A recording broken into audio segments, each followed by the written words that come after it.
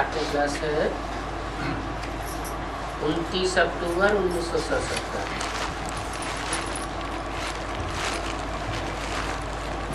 अनुभव सुनाया बच्चों ने कि मधुबन में क्या क्या मीठा लगता है। तुम बच्चे जानते हो कि अब शांति धाम जा रहे हैं। तुम्हारे सिवाय कोई नहीं है जिसको ये पता है। तुम यही सुनते रहेंगे कि अब बाप को याद करते करते घर जाना है।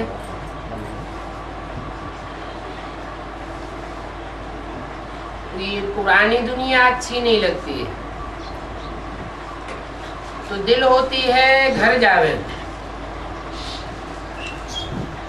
कब कब इस पुरानी दुनिया से वैराग आता है। बस हम शांति में जाकर के बैठे। वैराग आता है ना, दुनिया से दिल उठ जाता है। काम काज भी करते रहते हैं परंतु आत्मा उपराम हो जाती है। मैं आत्मा उपराम हूँ। इस पुरानी झूठी दुनिया में अब अच्छा नहीं लगता है। अब हमें मालूम तो पड़ा है कि वापस घर जाना है।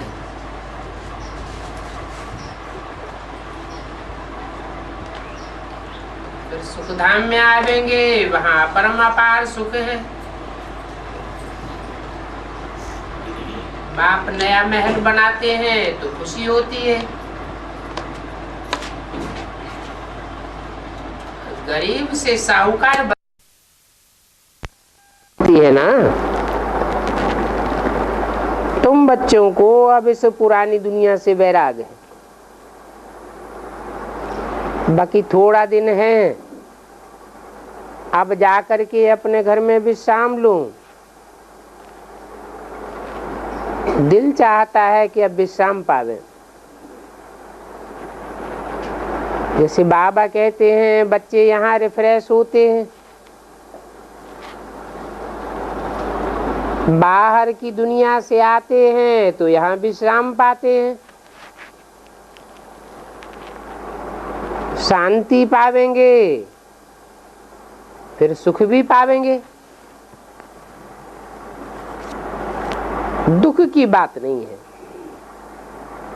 ना बीमारी आदि होगी। इसलिए इस पुरानी दुनिया से वैराग आता है। परंतु पुरानी दुनिया में रह करके सर्विस तो कर रही है ना। बुद्धि में है कि अब मौत सामने खड़ा है तो वैराग आता है विश्राम पाने के लिए। आधा कल्प हमने ठोकरें खाई हैं, छी हुए हैं। अभी बाप सामने बैठे हैं, बच्चों को स्मृति आती है कि हम विश्व का मालिक थे, अभी फिर बनते हैं। बाबा ने इस दुनिया से निकाला है। भक्ति मार्ग का प्रभाव भी बहुत है। इस भक्ति में भी कितनी खुशी होती है। अब हम तो समझते हैं कि भक्ति से हम नीचे गिरते आए हैं। अभी जाते हैं अपने घर तो कोई से भी दिल नहीं लगती है। फिर वहां हम स्वर्ग में जाते हैं, कहाँ ये नरक का किचरा और कहाँ वो स्वर्ग। तुम राजयोगी हो, राज ऋषि भी हो। ऋषि जो होते हैं वो तपस्वी होते हैं। तपस्या को यात्रा भी कहा जाता है। तुम जानते हो और कोई को रास्ते का पता नहीं है, सब ठोकरें खाते रहते हैं।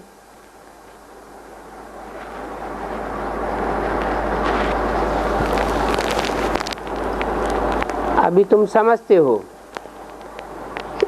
कि भक्ति मार्ग में दर दर ठोकरें खाते हैं।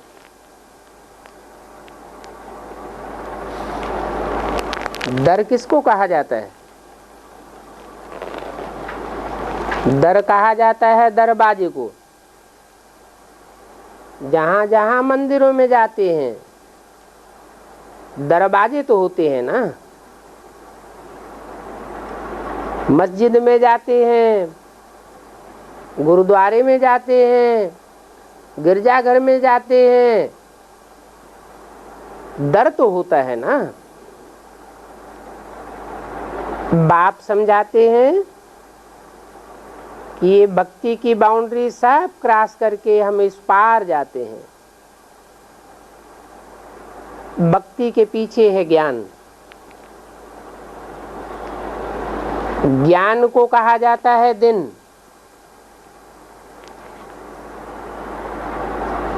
तो अब दिल होती है कि हम उस पार जावें। यहाँ इस अज्ञान की दुनिया में तो बहुत हंगामा है और आगे भी खिटपिट बढ़ती जाएगी जरूर। जो शांत रहने वाले हैं उनको भी अशांत करेंगे।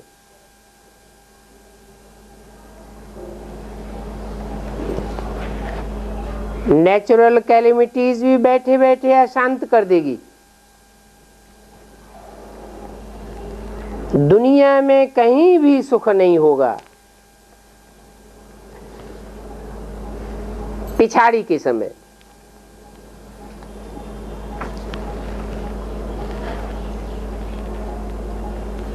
अभी तो फिर भी कोई कोई कहते हैं हम सुख सैन में रहते हैं।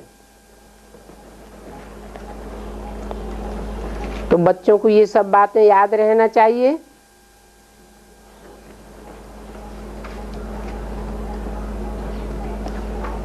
ठाले बैठे शांत करके बैठना नहीं है, कर्म तो करना है ना। ये बेहद का नाटक है 5000 वर्ष का।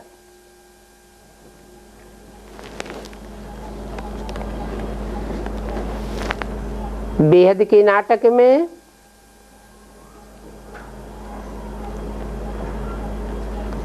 हमारी सच्ची सर्विस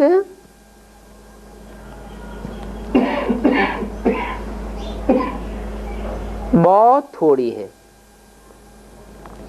बेहद के नाटक के कितने सीन हैं?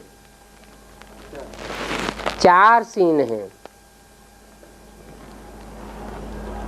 और 5वां सीन है ये संगम युग बहुत छोटा। असली सेवा इसी में है। इस पुरुषोत्तम संगम युग में 84 जन्मों की सेवा समाई हुई है।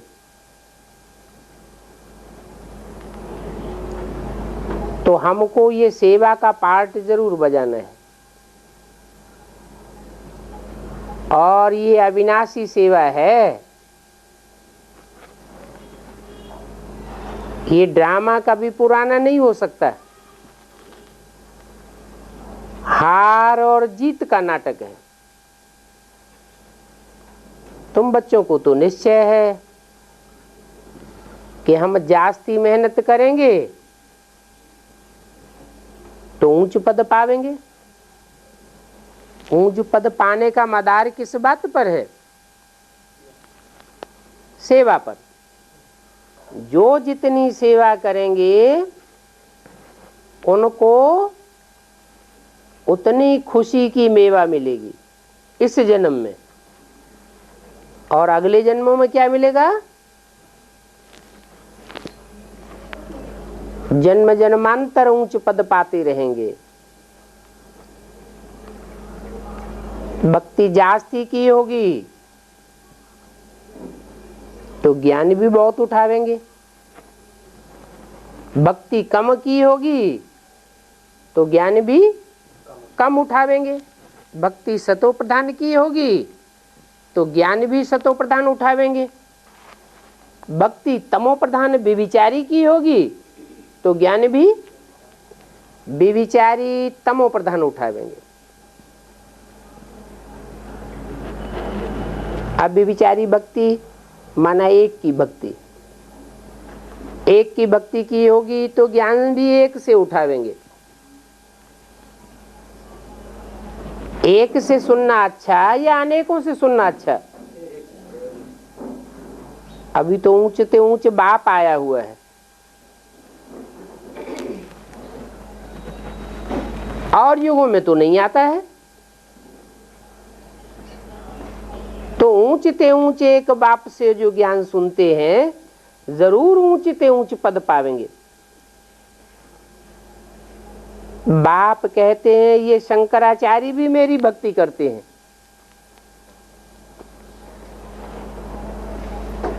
जिनको कितने भक्त जाकर के नमन करते हैं,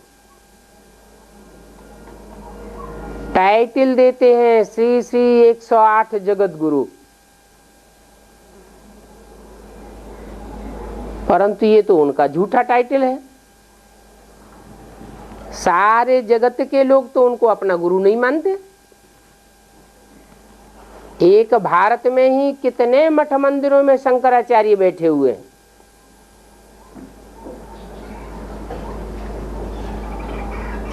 तो जगत को उन्होंने बांट लिया है क्या?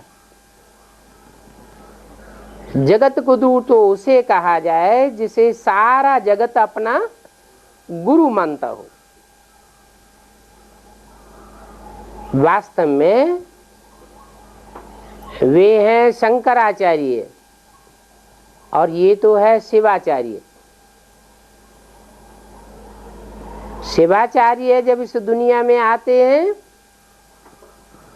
तो सारी दुनिया के सामने परिवर्तन करके जाते हैं। सारी दुनिया का परिवर्तन होता है, तब कहा जाता है जगत गुरु। जगत का एक भी मनुष्य मात्र नहीं रहता जिसकी गति और सद्गति न होती हो। तुम बच्चों के द्वारा मालूम पड़ेगा कि अभी बाप आए हैं सबको ले जाने के लिए। सबकी गति सदगति होगी। सतयुग में सब पूज्य और पवित्र होते हैं। यहाँ पुजारी हैं क्योंकि अपवित्र हैं।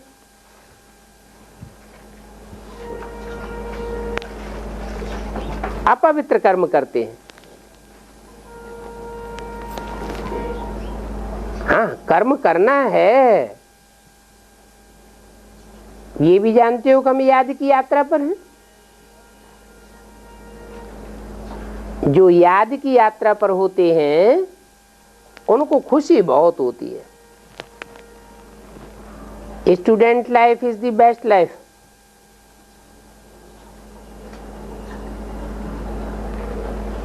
अमृत वेले तो हम याद में रहते हैं,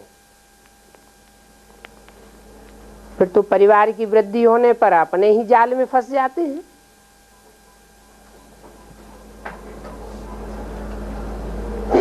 ऐसे ही सतयुग के आदि की वेला है अमृत वेला।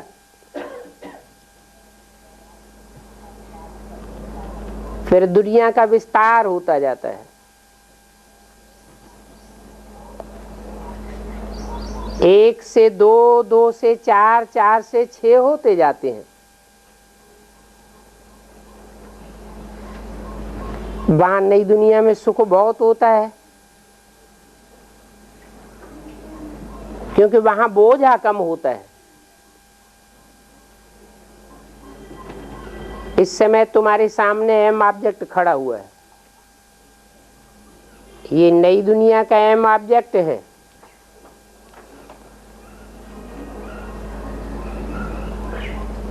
इनकी तरह तुम पुत्रवान भव आयुष्मान भव बन जाते हो। किनकी तरह है? सबसे अच्छा पुत्र किनको प्राप्त होता है? लक्ष्मी नारायण को, राधा कृष्ण जैसे 16 कला संपूर्ण सर्वगुण संपन्न बच्चे प्राप्त होते हैं। और जो बहुत याद करते हैं श्रेष्ठ पुत्रवान बनते हैं, वो आयुष्मान भी बनते हैं, लंबी आयु हो जाती है। सन्यासी लोग तो आशीर्वाद करते हैं, पुत्रवान भव, आयुष्मान भव। परंतु दुनिया में लोगों को आयु बढ़ रही है या घट रही है? घटती जा रही है। पुत्रवान भव तो बनते हैं, परंतु जो भी पुत्र पैदा होते हैं, पुत्रियां पैदा होती हैं, वो बिच्छू टिंडन मिसल पैदा होती जाती हैं कि सुखदाई बच्चे पैदा होते हैं।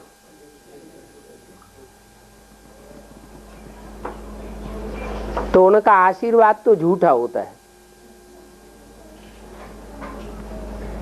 वास्तव में उन सन्यासियों को आशीर्वाद करने का भी हक नहीं है। क्यों? क्यों हक नहीं है? हैं? खुद तो घरघाट छोड़ करके आए, तो दूसरों को क्यों कहते हैं पुत्रवान भव? खुद तो धन संपत्ति छोड़ करके आए, तो जिसको खुद लात मारते हैं, थूक मारते हैं, वो थूकी हुई चीज दुनिया को क्यों देते हैं?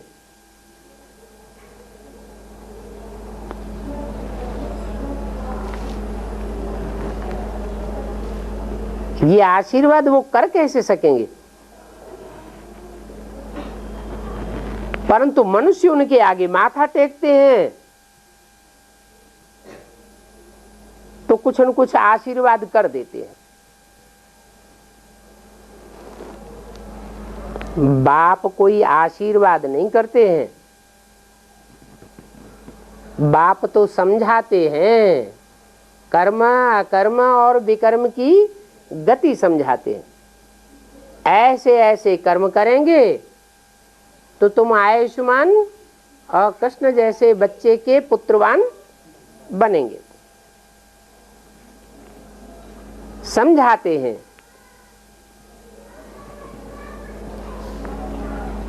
कि झूठ खंड में आयु कम होती जाती है और सच खंड में आयु बड़ी होती है। वहां सच खंड में बच्चा भी एक होता है, वहां सब पवित्र रहते हैं। तो एक बच्चा पैदा होना अच्छा या कुत्ते कुतरियों में सल ढेर सारे बच्चे पैदा होते रहे वो अच्छा? शेर जंगल में अकेला रहता है तो शेर शेरनी एक ही शेर पैदा करता है कि ढेर पैदा करता है? वहां तो सब पवित्र रहते हैं। अभी तुम पुरुषार्थ करते हो सतो प्रधान बनने के लिए तो तुम्हारी आयु बढ़ जाएगी।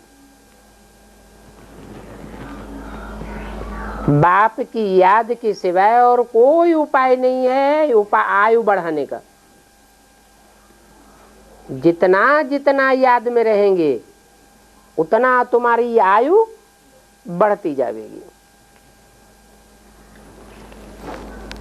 याद में रहने से आयु कैसे बढ़ती है?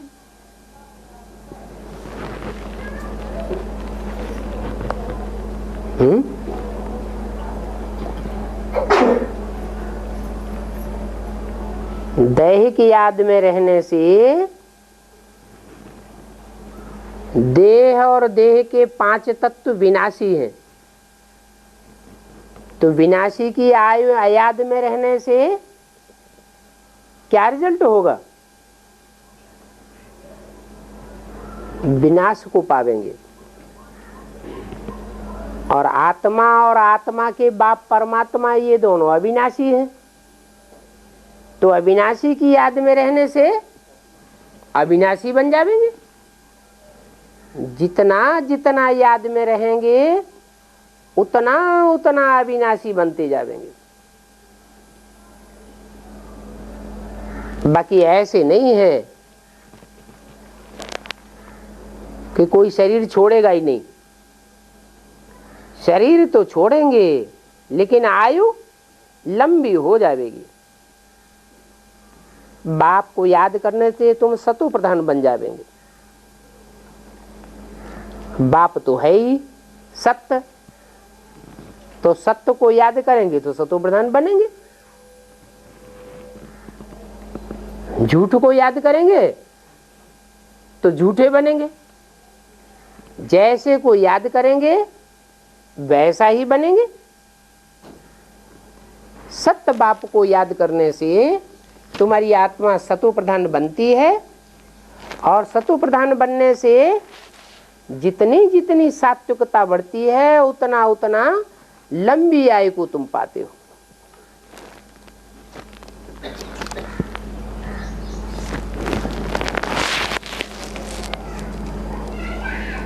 29 अक्टूबर 1967 की वाणी का दूसरा पेज।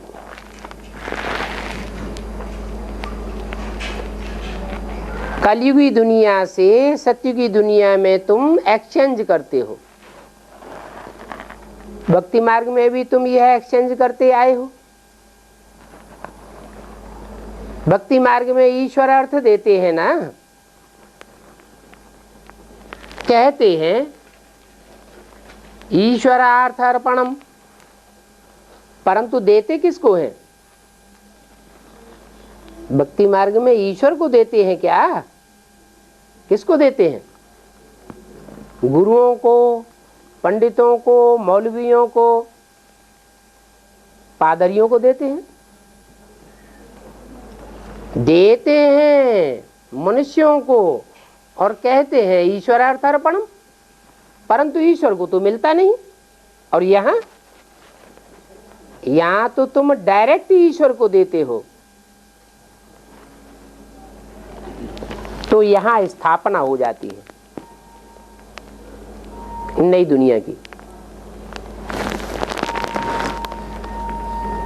और वहां ईश्वर को देते नहीं है, कहते हैं मुख से ईश्वरार्थ अर्पणम। तो झूठ हुआ या सच्चा हुआ? वो तो झूठी बात हो गई, तो झूठी दुनिया बन जाती है। अभी तुम सच्चखंड की स्थापना कर रहे हो। गायन है, सुदामा ने चावल दिए तो महल मिल गया 21 जन्मों के लिए। नाम क्या रख दिया?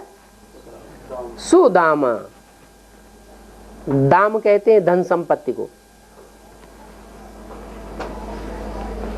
सु माने सुंदर धन संपत्ति वाला। उन्होंने तो लिख दिया है कि सुदामा ने कृष्ण को दिया, लेकिन कृष्ण लेने वाला थोड़े ही है, न लेने वाला है और न वो देने वाला है। कृष्ण तो सतयुग में पहला प्रिंस है, वो खुद ही अपने बाप से लेता है। देने वाला तो वो होगा जिसको देने वाला कोई भी नहीं है, वो सबको देने वाला है। वो दाता है, किसी से लेने वाला लेता नहीं है। तो जो सुदामा के चावल हैं, जिनका भक्ति मार्ग में गायन है,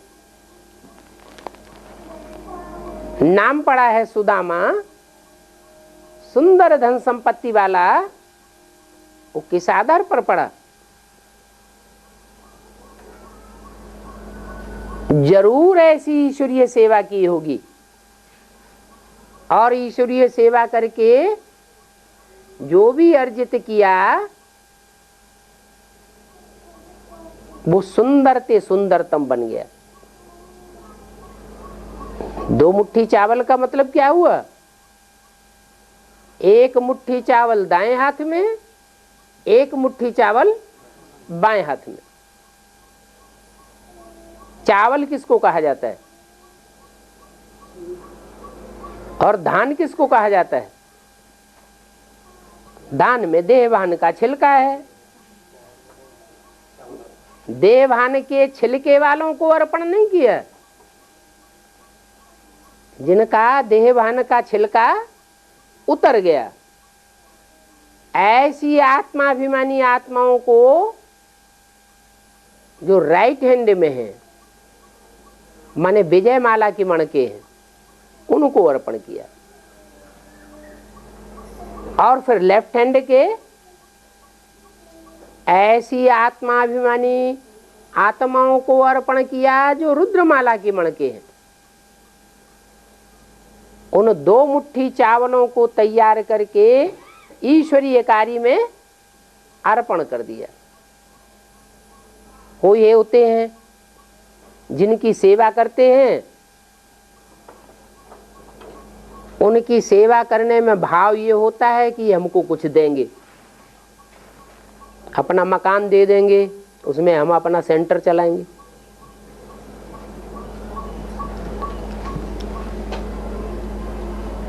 तो लेने की इच्छा होती है। सुदामा ने जो दिया वो कैसा दिया? इच्छा मात्रम अविद्या। तो ऐसी ईश्वरीय सेवा करनी चाहिए जिसमें लेने की कुछ भी, इस जिंदगी में कुछ हमें नहीं लेना है। जो भी लेना है परमात्मा बाप से अगले जन्म में लेना है।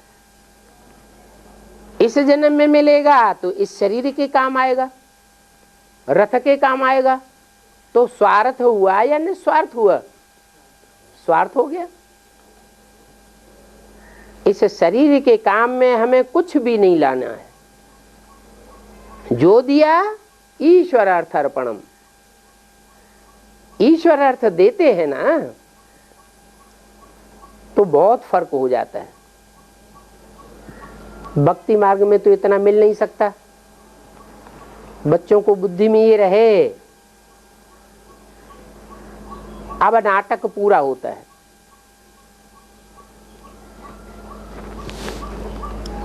हम जाते हैं अपने घर, ये बात भूलनी नहीं चाहिए, नहीं तो वैराग नहीं आवेगा सच्चा।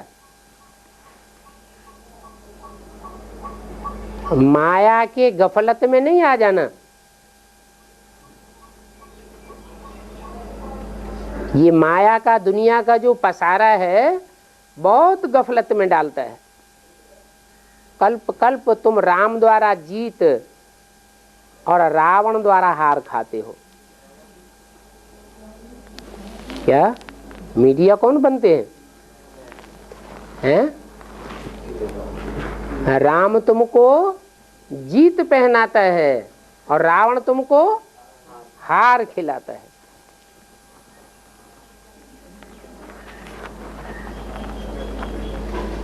राम कौन है और रावण कौन है? जो मीडिया बनता है।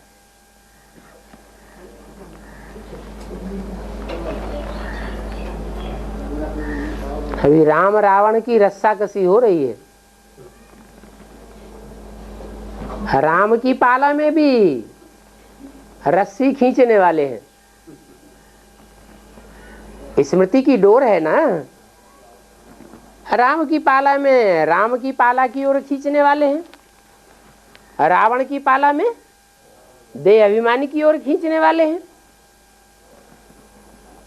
हैं तो ना 2 पालाएं। इस दुनिया में भी कोई तो कहते हैं शादी बर्बादी करो, बच्चे पैदा करो, दुनियादारी में चलो। तो ये कौन सी पाला हो गई? रावण की पाला हो गई। रावण की पाला में खींचने वाले अनेक सिर वाले हैं। राम रावण का युद्ध दिखाते हैं तो रावण को कितने सिर दिखाते? 10 शीश दिखाते और राम को 1 सिर वाला दिखाते। रावण को बहुत लंबा चौड़ा ऊंचा ताजा दिखाते हैं और राम को छोटा दिखाते हैं। इसका क्या मतलब हुआ? रावण बहुत देह अभिमान वाला है। देह बड़ी होती है कि आत्मा बड़ी होती है? देह बड़ी दिखाई देती है और आत्मा तो अति सूक्ष्म है। तो रावण की पाला की गफलत में नहीं आ जाना। ये स्लोगन भी लिखना चाहिए कि मनुष्य एक्टर होकर भी सृष्टि के आदि मध्य अंत को नहीं जानते हैं तो अंधे हैं ना।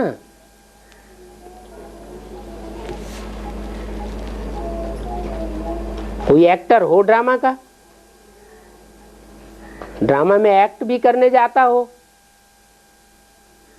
और उससे पूछा जाए आधे से अंत तक ड्रामा की बात बताओ, तुम क्या ड्रामा खेलेंगे, तो उसे पता ना हो। ऐसे ब्लाइंड मनुष्यों को जगाना है। अर्थ तो समझा सकते हो। विराट रूप का चित्र भी है।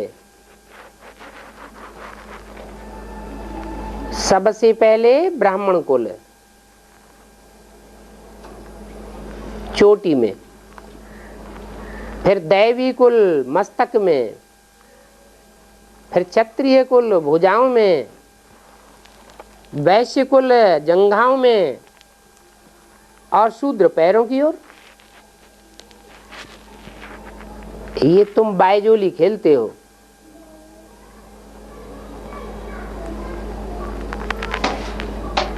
आगे तो बायजोली करते करते तीर्थों पर जाते थे।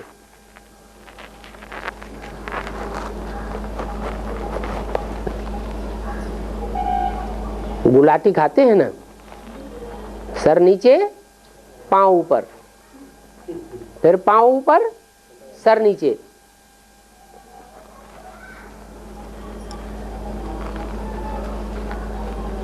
जैसे तुम बच्चे इस दुनिया को भूलते जाते हो, वैसे ही ये कोशिश की जाती है सब कुछ भूलने की। गुलाटी खाते हैं तो धरणी की ओर सिर हो जाता है, माने सारी बुद्धि कहाँ चली जाती है, धरणी की ओर चली जाती है। जैसे उल्लू उल्टा लटकता है। फिर गुलाटी खाते हो तो सर ऊपर की ओर जाता है, लात धरणी की ओर जाती है। जैसे कि तुम सारी दुनिया को भूल जाते हो। अभी इस कब्रिस्तानी दुनिया से दिल नहीं लगाना है। सब कब्र दाखिल हुए पड़े हैं। मुसलमान लोग क्या कहते हैं,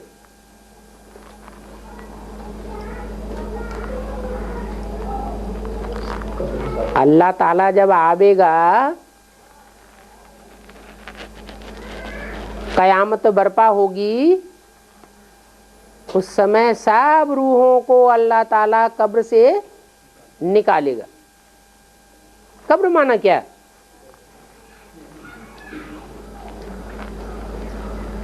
मिट्टी, मिट्टी का घरौंदा है।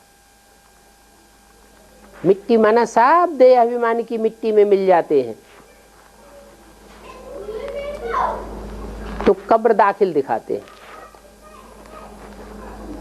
अभी बाप आए हैं, सबको देह अभिमानी की मिट्टी से निकाल रहे हैं।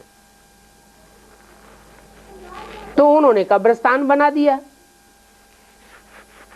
कि सब रूहें कहाँ रहती हैं, शरीर छोड़ने के बाद कब्रिस्तान में रहती है। अरे ये तो सारी दुनिया ही कब्रिस्तान है। अभी बाप सबको कब्र से निकालने आए हैं।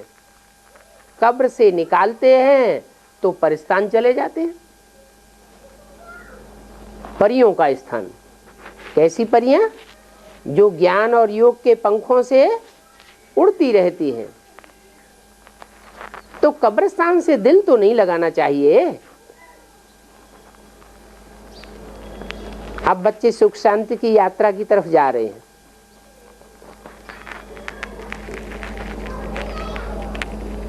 इस यात्रा में फिर हम वापस इस पुरानी दुनिया में नहीं आवेंगे।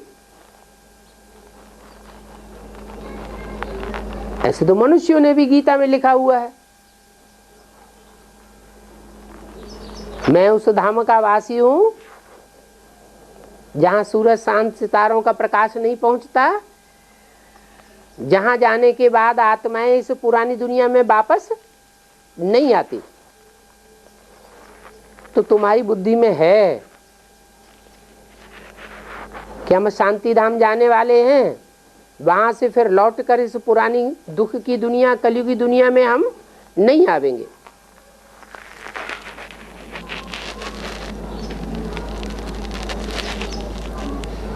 तुम यात्रा पर चले जावेंगे, फिर नई दुनिया में आकर पहुंचेंगे। ये बातें तुम बच्चों की बुद्धि में हैं, समझाया जाता है, परंतु ये बातें अच्छी तरह समझने में कितना समय लग जाता है। अच्छी तरह बुद्धि में नहीं बैठता है तो बार बार बुद्धि कौन सी दुनिया में जाती है? बार बार बुद्धि पुरानी दुनिया की बातों में रमण करने लग पड़ती। प्रदर्शनी आदि में कितने आते हैं, ओपिनियन आदि भी लिख करके देते हैं, बहुत अच्छा अच्छा कह करके जाते हैं, परंतु ये समझते नहीं है कि बाप से हमको सुख शांति का वर्षा मिल रहा है। बाप आए हैं हमको विश्व का मालिक बनाने, ये बुद्धि में नहीं बैठता है कि खुद बाप आकर के हमको विश्व का मालिक बनाए रहे हैं, और तो कोई विश्व के मालिक बन नहीं सके। हिटलर, नेपोलियन, मुसोलिनी, दुनिया में कितने बड़े बड़े महत्वाकांक्षी हुए जिन्होंने इच्छा की कि हम सारी दुनिया के ऊपर राज्य करें, परंतु उन्होंने रास्ता गलत अपनाया, हिंसा का रास्ता अपनाया, तो सारे विश्व के ऊपर विजय प्राप्त नहीं कर सके। बाहुबल से कोई भी सारी दुनिया के ऊपर विजय प्राप्त नहीं कर सकता। ये तो योग बल है, जिस योग बल की ताकत से, ईश्वरीय प्यार की ताकत से, ईश्वरीय स्नेह की ताकत से, मन प्यार से सारी दुनिया के दिल को कोई जीत सकता है। और ये सारी दुनिया पर जीत पहनाने के लिए बाप आए हुए हैं। बाप आकर के हमको रूहानी प्यार सिखाते हैं। रूह में इतनी ताकत आ जाती है रूहानियत की कि सारी दुनिया के दिल को जीत लेती है। अभी तुम योग बल से विश्व के मालिक बन रहे हो।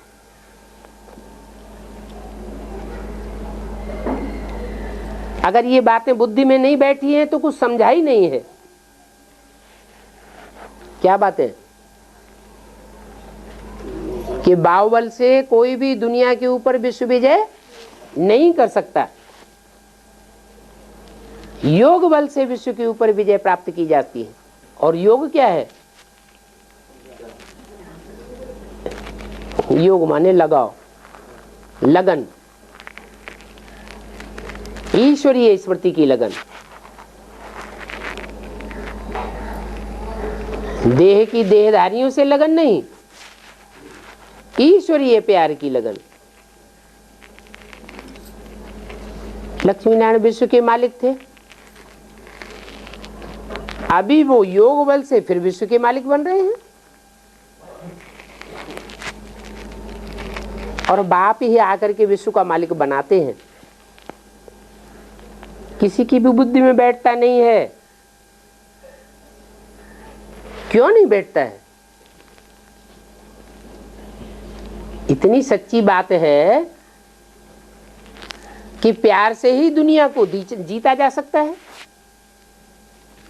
जोर जबरदस्ती दुनिया के दिल को कोई जीत नहीं सकता, और ना आज तक किसी ने विजय पाई है। फिर ये बात कोई की बुद्धि में क्यों नहीं बैठती है? जरूर कुछ समझाने वालों का रोल है। जो समझाने वाले हैं वो खुद ही आपस में लड़ते झगड़ते रहते हैं। रूहानी प्यार बुद्धि में ठहरता नहीं है। रूहानियत से दूसरों को समझाते नहीं हैं,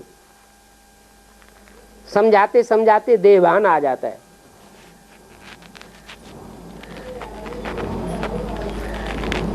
बताना है कि बाप आया हुआ है,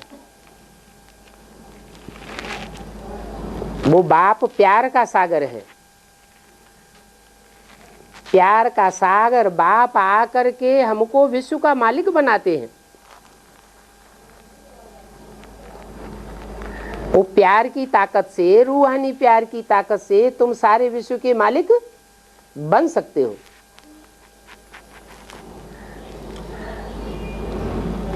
अब याद की यात्रा से हम ये बनने का पुरुषार्थ कर रहे हैं, तुमको भी ये पुरुषार्थ करना चाहिए।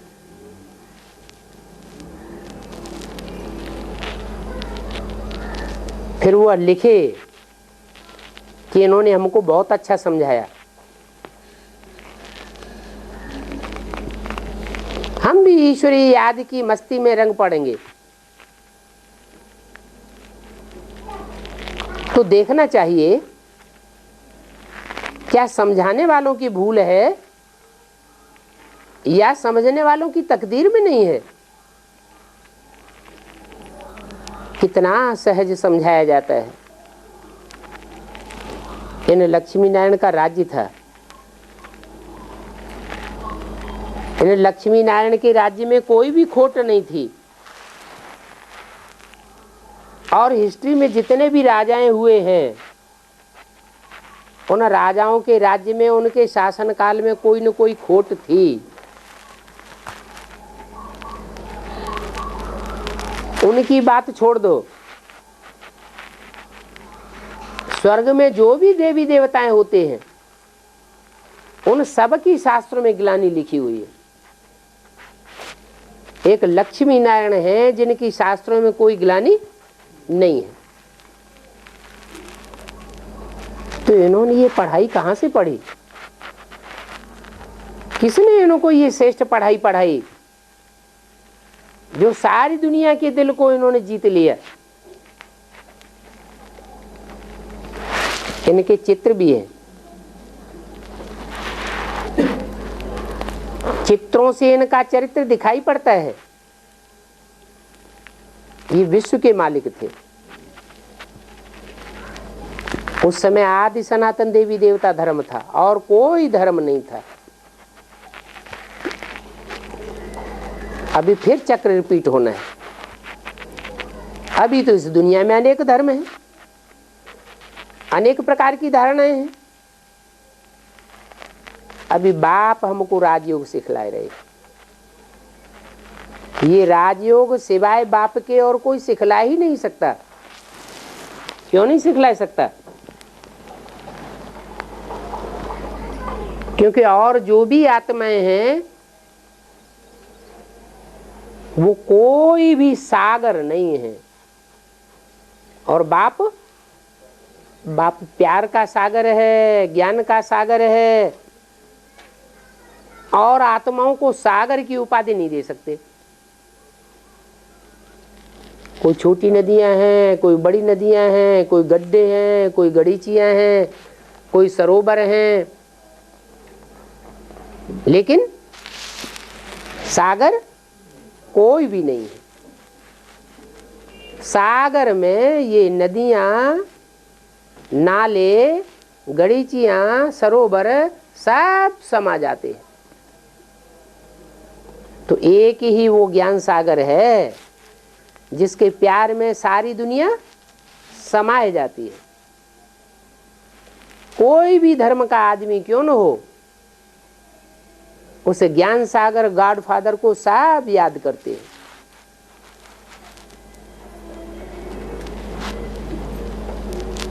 तो ऐसे ऐसे समझाए करके उन्हें बताओ कि ये ज्ञान सागर की पढ़ाई तुम भी पढ़ो।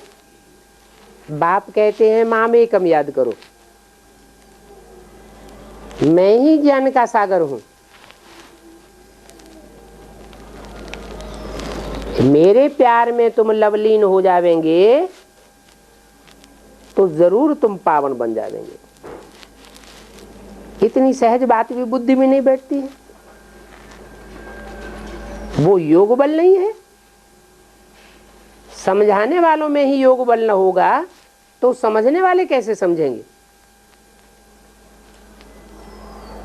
बाबा अक्सर करके यही रोला निकालते हैं क्या, कि जो समझाने वाले हैं वो आत्म की स्थिति में रहकर बाप की याद में नहीं सिखाते हैं, समझाते हैं। याद की यात्रा में रहते ही नहीं हैं, अपने ही देह अभिमान में आकर के ज्ञान सुनाते हैं। देह अभिमान में रहने के कारण कोई को ज्ञान का तीर नहीं लगता है। ऐसी देह अभिमान की मिट्टी से कट खाई हुई तलवार ठीक नहीं चलती है।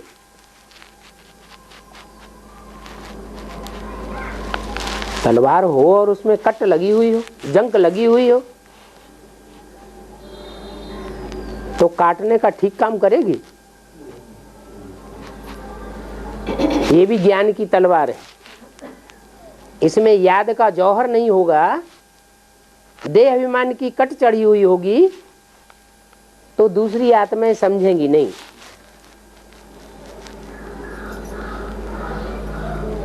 तो सारी मेहनत याद की यात्रा में है। ज्ञान तो बहुत सहज है। ये तो जरूर है कि जो याद की यात्रा में रहेंगे वो अच्छा पद पावेंगे, क्योंकि बहुतों को समझाने के हकदार बन जाते हैं। बाप बच्चों को और कोई जास्ती तकलीफ तो नहीं देते हैं। भक्ति मार्ग में तो बहुत तुमने पैसे बर्बाद किए।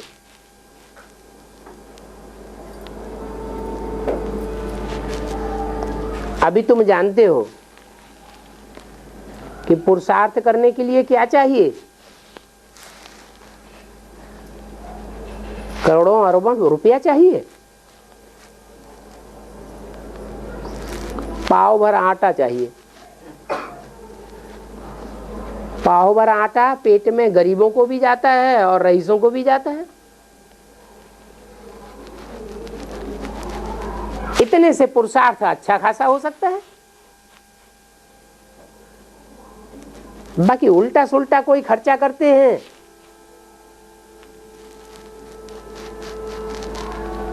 तो फिर मेहनत भी करनी पड़ेगी।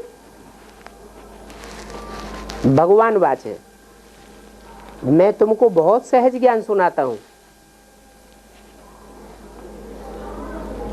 ये वही हिस्ट्री है, वर्ल्ड की हिस्ट्री ज्योग्राफी जो तुमको पहले सुनाई थी। तुम बच्चे समझते हो इस दुनिया में तो करप्शन बहुत है, बहुत झूठी बातें सुनाते हैं। झूठी बातें सुनाकर गवर्नमेंट के ऑफिसर्स कितना कमाते हैं। अब ये झूठी कमाई की धन दौलत तो सब खत्म हो जाएगी। बड़े बड़े ऑफिसर रिश्वत लेते हैं, रिश्वत लेकर के बैंक बैलेंस बनाते रहते हैं। बड़े बड़े मल्टी मिलियनर्स बड़े बड़े कल कारखाने बनाते हैं, गरीबों की खून की कमाई चूस के बैठते हैं।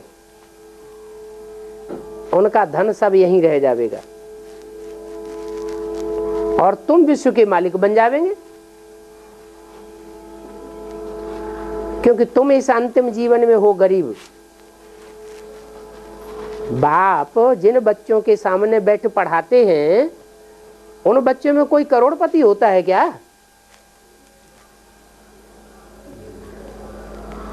करोड़पति तो कोई नहीं होता, सब गरीब हैं। बाप आते ही हैं गरीब निवाज बनकर। वो बेसिक नॉलेज वाले क्या समझते हैं कि भगवान बाप किस में आते हैं? धनवान में आते हैं या गरीब में आते हैं? वो क्या समझते हैं? वो समझते हैं कि दादा लेखराज ब्रह्मा जो बहुत साहूकार थे उनमें भगवान आया। तो साहूकार में अगर भगवान आए तो भगवान गरीब निवाज हुआ या रईस निवाज हुआ? ये तो रईस निवाज हो गया। बाप आकर के तुम बेगर्स को विश्व का मालिक बनाते हैं, बेगर टू प्रिंस बनाते हैं, तो कितनी खुशी होनी चाहिए। हम बाप से बेद की बादशाही ले रहे हैं, कैसे ले रहे हैं सो आकर के समझो। तुम समझ जावेंगे तो पाप आत्मा से पुण्य आत्मा बन जावेंगे, परंतु बाप को समझते ही नहीं है तो यूं सारी दुनिया बाप की, सारी दुनिया कहती है हे भगवान, ओ गॉड, ओ अल्लाह, परंतु जब वो सन्मुख आते हैं तो उनको पहचानते भी नहीं है।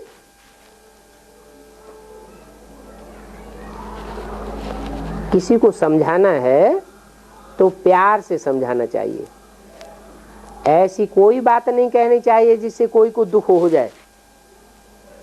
हंसी मजाक में भी अगर कोई को दुख दिया तो भी उनको नॉनसेंस कहेंगे। बाप कहते हैं सुख दो और सुख लो, दुख देंगे तो दुखी होकर मरेंगे, तो कब किसी को दुख नहीं देना है। ऐसे दुख देने वाले फिर बाप के दिल से उतर जाते हैं।